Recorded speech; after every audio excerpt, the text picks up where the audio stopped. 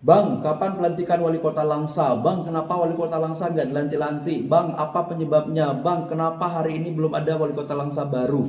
Nah, karena ini sering banget muncul di komentar video-video aku sebelumnya, sekaligus aku jawab hari ini. Catat tanggalnya guys, bahwa pelantikan wali kota Langsa, gitu kan.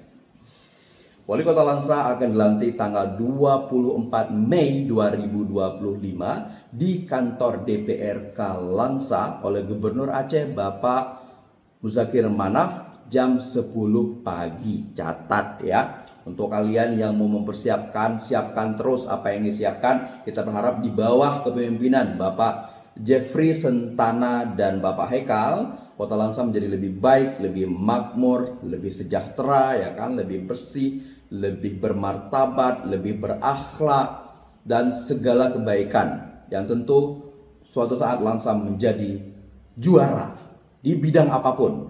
Kami ucapkan selamat kepada Bapak Jeffrey Sentana dan Bapak Hekal selaku wali kota dan wakil wali kota Langsa periode 2025 sampai dengan 2030. Selamat sekali lagi. Terima kasih semuanya.